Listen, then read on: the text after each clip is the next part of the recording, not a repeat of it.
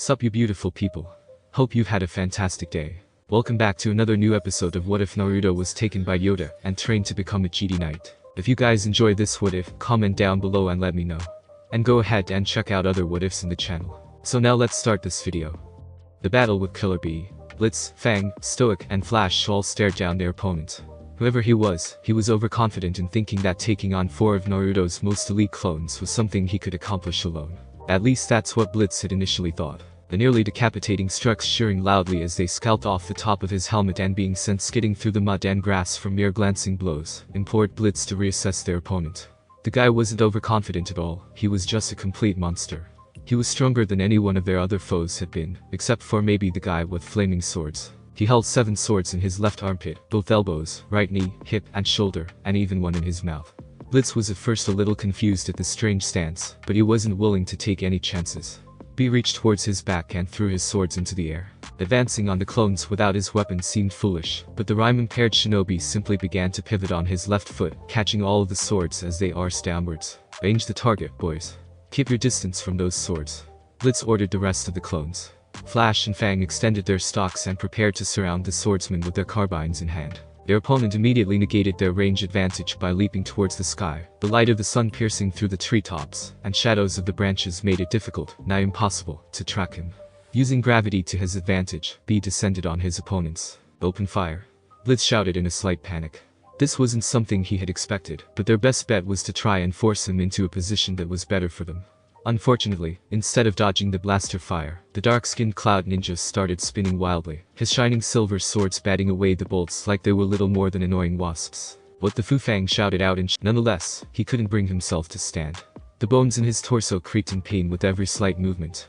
Knowing that trying to fight further would be permanently debilitating, Fang opted to let his body rest and recuperate. Not willing to let up his renewed momentum, Bee crouched on one leg, using the momentum from the kick to turn back around on Flash. The gold-armored clone reacted with his signature speed, barely missing the blade set to pierce his black body glove. The gold-armored clone was still caught in a blind with Bee's blades. It didn't take much from Bee to overwhelm the exhausted Flash, his blade sending him flying into a nearby tree. The others hadn't realized it, but Blitz did. Their opponent had learned the strengths and weaknesses of their armor from one clean strike on Fang. If one of Bee's blades found its mark, they would be finished. Shore up your defenses, don't let him get a hit on your bodysuit or you're through. He's fast, so stay alert of his position and mind your distance. Blitz ordered again, but was caught off guard when Bee answered him in rhyme. Just who are you talking to? Blitz looked around. He knew the Fang was down for the count, but Flash was still lying on the ground. Blitz was a little confused by his brother's uncharacteristic groans when he saw that a small branch had pierced Flash's bodysuit. Now it was just him, and where was Stoic? He couldn't see the captain of the 9th Company anywhere. Blitz winced when Bee used speed he didn't think possible to appear right in front of him. Using his carbine brace, Blitz avoided losing both his arms, but the shinobi sliced through his blaster like butter. A worthy sacrifice, in his opinion, but he was now caught completely open to the certain death of another of Bee's blade happening upon him. That was when Stoic descended like a Nexu upon its prey, and his vibro knife had almost come into contact with Bee's back. Almost. It would have if not for a large octopus tentacle emerging from his shoulder blades and catching Stoic's knife, breaking it in two. A second tentacle reached out and swiped Stoic across his shoulder. It wasn't a fatal blow, but the impact could be heard from several feet away, and Stoic's shoulder was in a position it wasn't meant to be in. Despite his efforts, Blitz truly was alone in facing this monster, and his last sight was of his brothers curled up and whimpering on the ground in pain, with no hope of salvation. Suddenly, a familiar vibroblade collided with Bee's and stopped him dead in his tracks. Blitz glanced up and saw their hired help winding and binding his blade with Bee's. Uchiha, you're still awake? Blitz asked, amazed that Sasuke was still able to fight in his condition. Kenichi has covered him in burns and the scoring in his armor cut to the skin. Some pieces have been destroyed completely just from the heat. Sasuke swallowed his pride and spoke. Kenichi's strong but overconfident, and he doesn't like to think things through too much when there's danger present. I feigned unconsciousness so he'd leave me to go deal with Naruto. I did what I had to do to get out of that fight before my life was in danger. Now go, Naruto needs your help. I should be able to hold Bee off for at least a few minutes. Blitz nodded, even though Sasuke's line of sight was firmly held on Bee. The clone captain ran off to hopefully aid his general. Bee finally broke the bind of their blades. The amateur rapper adjusted his shades, glaring at the Uchiha all the while. He dropped his rhyme scheme and decided that taking things seriously would be in his best interest. Injured or not, this was still Sasuke Uchiha. Sasuke Uchiha. I wouldn't want to be fighting if I were you, right now. Bee cautioned the raven-haired bounty hunter against this fight. It was more of a warning than a threat. Sasuke was in bad shape, even if he had managed to evade death by immolation at the hands of Kenichi. Fighting in his condition was almost suicidal, but if he was tough enough to handle Kenichi, for as long as he did, then facing B should be no different. I think you'll find we're still evenly matched. B, I still have one trick up my sleeve, Sasuke said through labored breaths. The gaze of his Sharingan locked on B, and slowly the three black Tomo began to spiral into a strange new kaleidoscopic shape. Naruto vs Kenichi, Kakashi and Asuma. Naruto's struggle resumed with the introduction of Kenichi into his fight. He had Asuma and Kakashi on the ropes, but in just a few short minutes, Naruto found himself on his back foot against the new trio. Their paradigm has shifted. Scarecrow over there has switched to a long-range supporting role, but his range isn't all that great. I might be able to catch him by surprise if I move fast enough. Nah, that isn't who I should be worried about. Kenichi is on a whole nother level. Naruto narrowed his eyes, readying his saber. Perhaps feeling a bit emboldened by Kenichi entering the fray, Asuma charged first, engaging Naruto in close quarters. Naruto was able to evade and parry the smoker's attacks with little effort. Noticing that Asuma had begun to slow down, he pressed onto the offensive, but had to pull back when Kenichi arrived to join his comrade's assault. Even if I take out the other two, I won't have enough energy left to defeat him, but taking him out first is gonna be next to impossible. Naruto immediately recognized this method of teamwork as a major annoyance. The two of them would always keep him on the back foot, filling in the gaps in each other's defense. It required a high level of trust to maintain effectively, or else you'd constantly be worrying about what ifs, and whether or not your ally is able to protect you. What the hell, Asuma muttered to himself.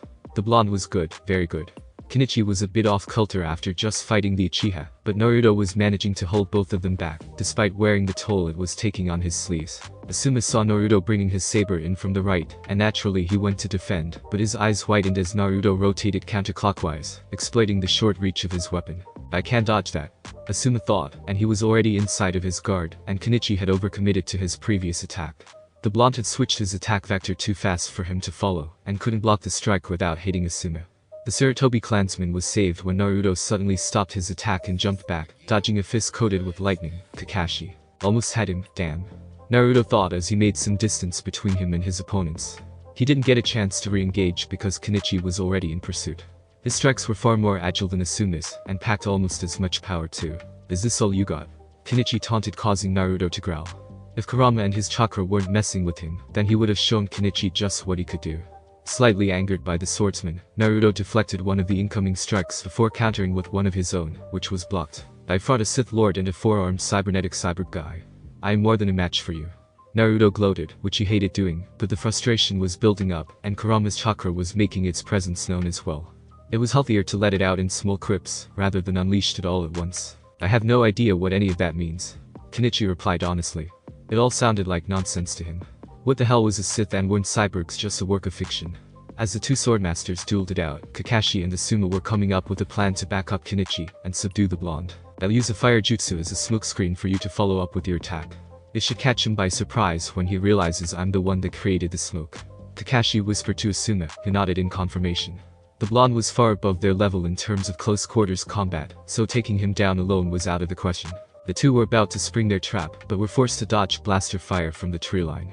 Emerging from the tree, King and Blitzes quickly went into action as King pulled out his short blades and attacked Asuma. Their weapons caught in a bind, and King dragged his weapons to the right, trying to make Asuma lose his balance and fall off the tree branch. Blitz, meanwhile, kept on firing his blaster at Kakashi, who was forced to take cover on a branch out of the clone's line of sight. Running through his hand signs, Kakashi opted to go through with their plan anyways. Oh shit, Blitz exclaimed as he rolled out of the way to dodge an incoming fireball. Never in his life did he think that he would be dodging giant fireballs coming from the mouth of a human. This is definitely not like the simulations, the disciplined clone said to himself. This is gonna be tough, Blitz thought. Heading back into battle, he was once again forced to dodge a fireball. Blitz's was roll out of the way in time before trying to raise his blaster to fire. The copy ninja readied himself to dodge the strange volley of energy, but rather than fire any shots, Blitz dropped his carbine and unsheathed a small vibroknife from his belt. Kakashi wasn't prepared for a point-blank range attack, and was forced to block the incoming attack at an odd angle. This left the shinobi's right flank completely exposed, and Blitz capitalized on it with a heavy kick to the ribs. This ninja didn't have the same level of raw power behind his moves as B, but he was smarter and much more tactically minded. Blitz reaffirmed to himself that wouldn't go down without a fight. I suggest you surrender, Asuma recommended to King, who readied his pair of vibroblades. He didn't know what the man was saying.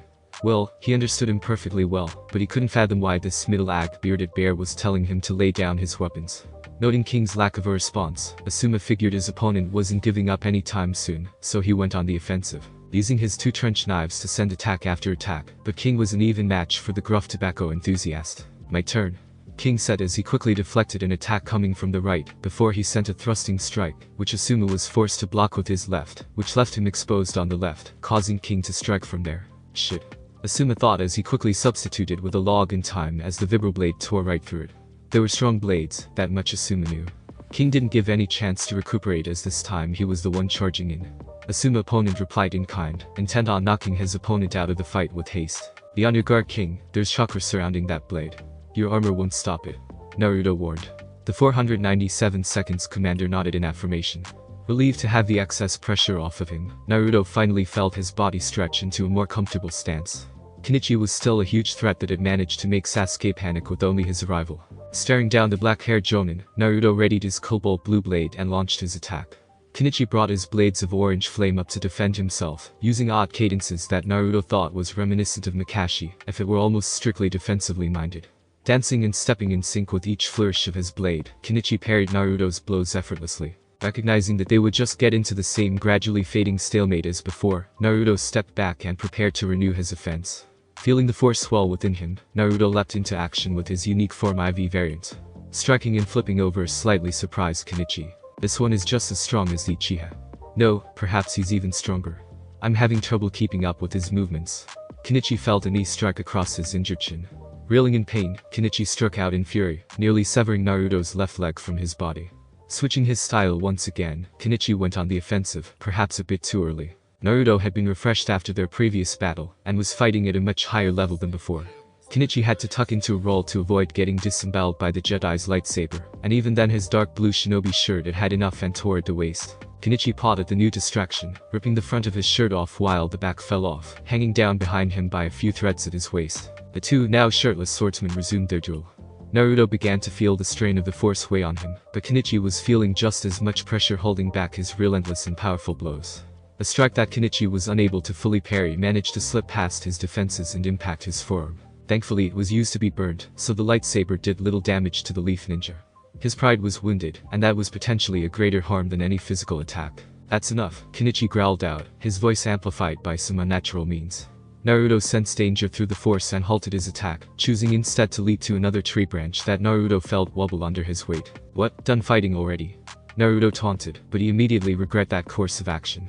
Despite Kenichi's fire growing in intensity, Naruto began to feel a cold sensation jolt up his spine. "Done playing around with you little shits." Kenichi roared before falling on one knee. First the Uchiha, now this blonde asshole. He was finished. The flames around his arms began to slowly spread from his shoulders, to his chest and neck, then finally to his torso. "Kaden, you carry him to Tamash plus, fire release." Searing soul, with those words, a tremendous heat wave erupted from Kenichi, and the nearby treetops instantly exploded into a tremendous blaze of the forest. "Oh hell," Asuma whispered to himself as he glanced around the burning leaves. King didn't let up in his offensive though, and Asuma had to turn his attention back to the clone lest he wanted to try life with fewer limbs and less blood. Naruto was caught off guard by the sudden temperature change. It was a mild autumn day beforehand, but now he felt the sweltering heat of a desert planet like Geonosis. He stared at Kenichi who slowly rose to his feet. His eyes were glowing orange in their entirety, and his hair looked like little more than an extension of the flames coursing around his body. Takeda Imsai no Yoroi, molten fortress armor. Kenichi's skin slowly began to change. The aura of fire that seemingly unaffected his body up until now was suddenly affecting it. The flesh seemed to burn and char, turning black. Was Kenichi somehow allowing this? Kakashi glanced over in a stifled awe. He had seen the technique before, but it was still a very rare occasion that Kenichi actually used technique the blonde had been using. It must have been incredible for Kenichi to not be able to keep up. Even with his Sharingan, Kakashi couldn't follow their battle, so it was unclear to him just how fast the blonde was. Forcing Kenichi to use that technique, he felt bad for the blonde if Kenichi of the Burning Leaf was willing to break out his signature jutsu, but it would definitely render the blonde's speedy attacks useless. He hadn't seen anyone move that fast since Minato-sensei. Then it hit him. Time slowed for Kakashi. Blonde hair, a spirited but plucky attitude. No, it couldn't be. His disappeared almost 20 years ago, but then again he was about the right age. Beneath his mask, Kakashi's mouth struggled to form words. Kakashi still wasn't quite sure, but something suddenly rushed through him and washed away all doubt. "Naruto!" Kakashi shouted in disbelief. King and Asuma both turned their attention to Blitz as their enemy. In the distance, B's advance ground to a sudden halt as the Jinchuriki recognized the name of his own. Kari and Amoy were both confused by Kakashi's declaration. Naruto. Wasn't that the name of Konoha's Jinchuriki that disappeared so long ago? Naruto was hesitant to turn his attention away from Kenichi, but the sudden calling of his name by an unfamiliar voice drove him to turn his head. Naruto, is it you? Kakashi asked, quieter than before. Though it was hard to hear him over the roar of Kenichi's flames, Naruto's eyes widened when he heard this complete strange call out to him. How do you know my name? Naruto subconsciously reverted to basic, forgetting what planet he was on. It didn't matter, Kakashi could tell the blonde was responding just by his facial expressions. Kenichi. Stop. Now. Kakashi sharply ordered the onyx-haired swordsman. The flames slowly died down, and the Jonin's body began reverting to its normal state. Asuma and B didn't need to be told. The two put away their weapons, recognizing that the fight was finally over. What the hell are you ordering me around for, Hokage? You know I'm your superior, right? Kenichi jokingly voiced his discontent. Perhaps it was because he was still a little stunned, but Kakashi turned to Asuma, forgetting about Kenichi completely. Asuma, free Kari and Amoy and go check on the others, get them ready for triage. Kakashi ordered his fellow Jonin, who did not protest unlike Kenichi. Hey, don't just go on ignoring me. Yeah, sure, right away. I take it you'll be able to handle things here. Asuma asked and smirked when Kakashi only nodded. Giving King a brief bow of respect, Asuma sped off to take care of his comrades. God damn you people, stop talking like I'm not here. Tell me what's going on before I start melting heads off. Kenichi raged, as did the flames around his arms. Why was he always getting glossed over in conversation? Kenichi, I don't know how to say this, but that's Naruto Uzumaki. Kenichi looked over to the man he'd just been fighting, then did a double take back to Kakashi. And just how do you know that? Kenichi asked, more than a little dubious at this proclamation. I don't exactly, but he responded to the name and I mean, just look at him. That's all you have to go on, Hokage. That's nothing. Don't speak in the affirmative when you Kenichi spat out, baffled at the seemingly random assumption. Don't think I didn't notice their looks as well, but at best it's a look-alike, at worst, he's some mutated clone of the fourth like Tenzo is of the first. Did Hokage take him for some kind of idiot? I was his student, I just know. We should take him to the Hokage. He'll know. He's not going near any of the Kage. Even if he is who you say he is, he's just a traitor just like Uchiha. Best to kill him now to be sure. Kenichi's words were filled with venom, and a deep anger swelled inside Kakashi. I'm sorry, Commander. But if you persist on this path, I'm going to have to stop you. Kakashi dropped into a defensive stance, raising a kunai in defense of a person he thought to be his sensei's son. Kenichi didn't feel the least bit threatened. The copy ninja wasn't much of a match for him, but that's when Asuma returned and placed a hand on Kakashi's shoulder. Kenichi, he's right. Now that I'm taking a closer look at it, the resemblance is uncanny. He's definitely shown the same kind of speed as Minato. We should take him to the old sage. He'll know the best course of action, I hope. Asuma voiced his opinion, backing Kakashi's claim while also succeeding in calming down the copy nin. He knew how Kakashi felt about Naruto's disappearance. Kenichi struggled with his thoughts for a moment. When it was Hokage standing in his way, there was no question, but if Asuma thought the same, then, I'm not sure what exactly going on here, but I heard my name a few times so, yeah, I am Naruto Uzumaki. Container of the nine-tailed fox. Naruto's odd introduction turned all heads his way. Kenichi closed his eyes in contemplation. If this really was Naruto, then the Hokage would be pissed if he were to die. If this is just some lookalike that was a spy working for Orochimaru, or potentially worse, the Akatsuki, then given his current strength level, it was entirely possible that he might be able to kill several members of the Alliance leadership, and that would spell the end of the Shinobi Alliance. Sighing, Kenichi sheathed his blades. I'm very much against this, Hokage. If something bad happens to the Kage, Kenichi trailed off with his threat. You'll burn me to a crisp. I know. If it makes you feel better, you could put him in restraints. Kakashi offered an empty compromise. As if Kenichi would have agreed to bring him without restraints. Come on then, Uzumaki, or are you afraid your deception might be found out before you can complete Orochimaru's orders? Kenichi probed Naruto for some inkling of a malicious response, but Naruto sighed in contemplation as he looked around the silent battlefield. King and Blitz were alright, and Sasuke was still standing somehow, but Storm was down for the count, even if he was still wide awake. The others weren't even that well off. Stoic and Fang both had broken bones, and Flash had been impaled on a tree branch. All of them were definitely not conscious. There wasn't really any other option. Not that he wanted to, but if he were to run, he might be able to escape, but the others definitely couldn't keep up, and would most definitely be captured or killed. There was no point in fighting anymore, while his comrades' lives were in danger. Doing his best to not let his exhaustion overtake him, Naruto freed himself from the force and deactivated his lightsaber. Kenichi immediately approached with his hand held out, and Naruto handed over his Jedi weapon with no complaints. Fine, I'll come along. But my men are coming with me. Naruto demanded as Kenichi began binding him in his restraints. No. Absolutely not. Kenichi denied Naruto's request for obvious reasons. He was wary about taking just him and Uchiha to the council. A squad of 6 Jonin-level soldiers. Out of the question. If they don't get medical treatment they might. Naruto opened his mouth to protest, but was cut off. They'll go to a medical corps field hospital nearby for recovery, but they're not setting foot in headquarters or even knowing your location without the council's approval. That's the best I'll allow. Kenichi offered one last olive branch. Damn, if only Asuma weren't on Kakashi's side, he'd have shut this blonde nuisance up permanently by now. Disgruntled but appeased, Naruto resisted the urge to unlock his restraints with the force and make a break for it. Looking over, Naruto saw Kakashi restraining Sasuke, who also offered no resistance. Is this your idea of victory, bounty hunter? Naruto jabbed at Sasuke in basic. It's better than the alternative, Jedi. You're lucky Kenichi didn't use that last jutsu on you or you'd be toast. Literally. Sasuke countered as he was brought closer. Kenichi stood behind the two and began leading them to the Alliance headquarters, while Kakashi, Asuma, and B stayed behind to deal with the injured. Alliance City, southern land of lightning. The atmosphere was tense, so tense that you could take a knife and cut right through it. However, for Naruto and Sasuke it didn't matter.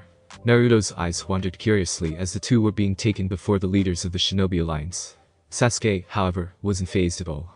It didn't matter to him that he was being taken into a base that had powerful shinobi. The cadre of shinobi escorting them, led by Kenichi, was on high alert and ready to fight at any given moment. What is this place? Naruto asked in basic, staring at the high-rise buildings made of stone and plaster. Sasuke, being the only one to understand him, responded. Alliance City. It's where all the civilian refugees of Konoha, Suna, and the various smaller villages gather to find a more permanent solution to their presumed temporary lack of a home. The number of people here, well, actually it should be a little more than the population of Konoha back in its heyday. The Alliance headquarters must be located here now. It's actually a decent strategic spot for a military base. Sasuke explained to the clueless Naruto. He looked around and saw the people etching out a decent living. Probably not the standard they were used to in Konoha. It was definitely filthier and more crowded, but they had clean water, electricity and access to good food. Maybe old man Tucci had even set up the Ichiraku stand somewhere around here. We're almost there. Kenichi stated as they started to make their way deeper into the city. As they did they could feel the eyes of ninja of all ages lingering on them, trying to catch a glimpse. Many of which shrugged and moved on. People came and went every day, however, many had stopped their daily routine staring at the two. Given that Sasuke was wearing bits and pieces of his armor and Naruto was still in his burnt and tattered prison fatigues, there is quite the question. Those weren't shinobi clothes, not by a long shot. This is why I didn't want to come back here. Sasuke grumbled. He should have declined the job and simply went back and picked up one that didn't involve a place where people were overly familiar with him.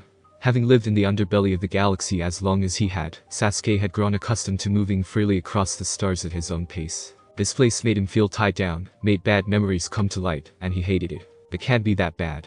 Naruto reasoned as Sasuke frowned and opened his mouth to speak before he was cut off by a female in the distance. Sasuke? They heard a voice. Turning to look, Sasuke sighed as he saw a head of familiar pink locks. Naruto looked from the oddly colored hair to the jade eyes and the rest of her face. She had changed a lot in 2 decades, but Naruto still found her every bit as cute as the day he left. Hell, she had even developed a bit of a chest now. How are things, Sakura? Sasuke asked flatly. The pinkhead approached him, her eyes widened incredulously before she suddenly struck him across the face with an open hand. It is you? You? How could you just show up like this after all this time? Sakura shouted as Sasuke winced more from her shrill voice than he did from the slap. She would have struck him again if Kenichi hadn't blocked her.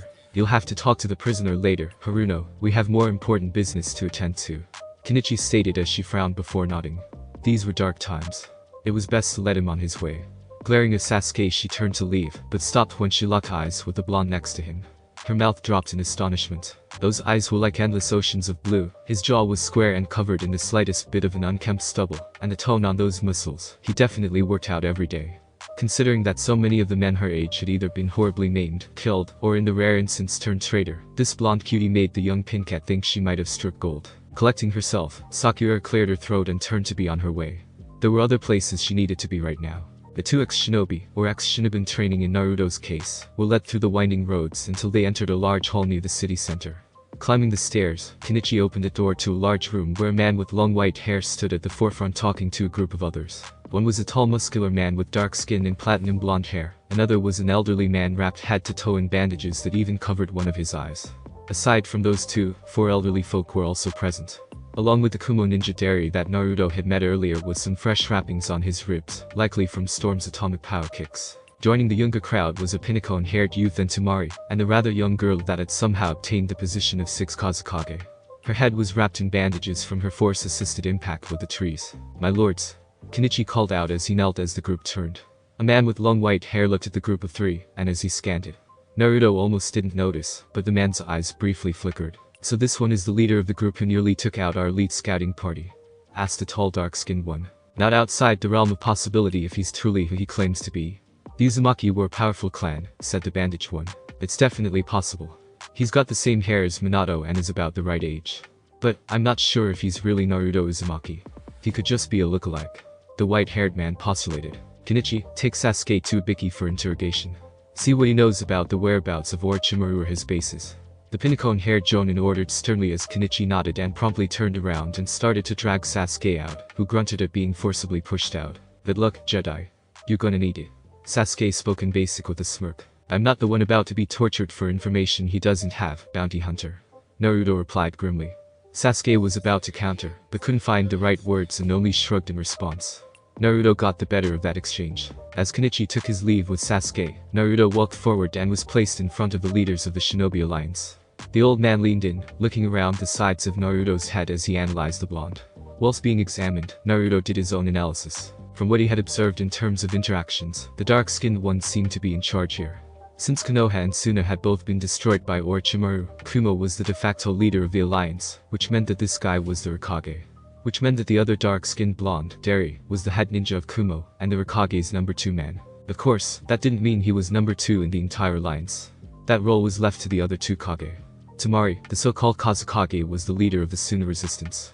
But who was the Hokage? Kenichi had introduced himself as the Jonin lieutenant commander, which meant the pinnacle-haired youth ordering him around was his superior. Was this guy the Hokage? It was possible. Likely, even. Even if he was around Naruto's age, the 4th Hokage was still slightly younger than them when he was promoted. And Temari wasn't much older than him, so age ultimately wasn't a factor. Next were the elders, who were obviously only here in an advisory role. They were leaders by experience to provide input, which left only 2 other options for the mantle of Hokage. Either the white-haired old man in a bright red Hiyori, or the sinister-looking man wrapped in bandages that had been staring daggers at Naruto ever since he walked in the door. Naruto felt his hatred seeping through the force. Naruto thought better of the people of Konoha than to elect a, not necessarily evil, but insidious, man such as this as their Hokage, so that left the old man standing in front of him, staring him down. It was either him or the sleepy Pinnacle. "It's him, alright," the old man concluded as he took a trip down memory lane. He looked so familiar despite them having never met. Turning around slightly, the old man spoke. "Shikamaru, you're the only one of us who's actually seen Naruto in person before today. I know it's been a long time since then, but what do you think? Is it him?" the old man asked, but his words didn't carry doubt for some reason.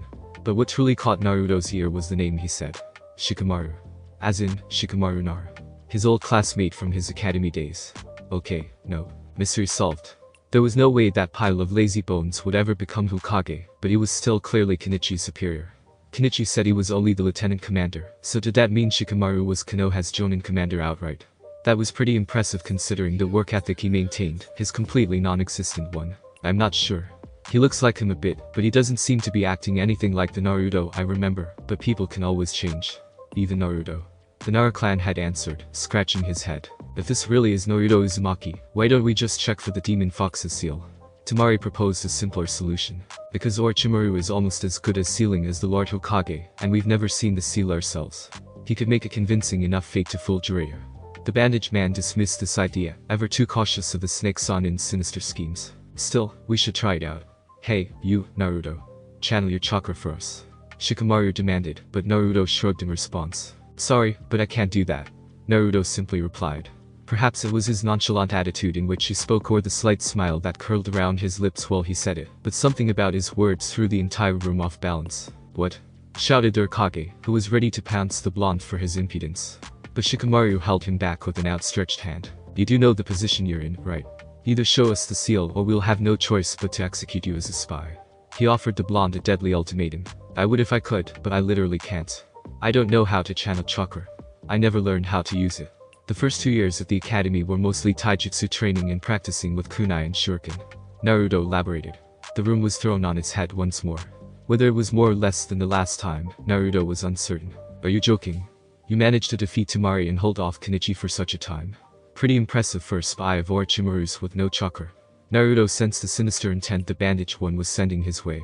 Enough talk, send him to Morino and Yamanaka for interrogation and then off with his head. Hold on, Danzo. I think it's best that I talk to him alone for a minute, the old man said with a smirk. He wouldn't let anything like that happen to someone he was certain was Minato's son. Huh? Are you sure, my lord Hokage? One of the elders asked. So this old guy was the Hokage, then? Naruto patted his intuition on the back for succeeding once again. Yeah, I'm sure. I'll find out if he's Minato's brat or not. Alright, I'm trusting you on this then, Jiraiya. The old man waited for the group to disperse and file out of the hall. Only then did he approach the lone blonde and offer him a chair. Not wanting to waste a chance to rest his legs, Naruto took it. So, you're the Hokage, then? Naruto started, his voice taking the tone of a seasoned commander. If this old man was one of the leaders, then he had to be diplomatic, but not concede too much as well. He grinned as he stared straight at Naruto. The old man reached under his kimono, retrieving a small flask hidden from view. Yeah. Against my better judgment, I'm the 5th Hokage, named Jiraiya. I have to say it's seriously impressive if you really held off Kenichi without using any chakra. Now, please enlighten me, Naruto. The Kage lifted the flask to his mouth and took a long drink from its alcoholic contents, before sighing loudly. Glancing up at Naruto, he spoke with a sly grin. Why exactly does my old student son want to meet with me? Thanks for listening. I do hope you enjoyed. If you want the next part of this video, like, subscribe and comment down below, and turn on the bell notification. And also check out other videos that I have created and enjoy. See you in the next video. Peace.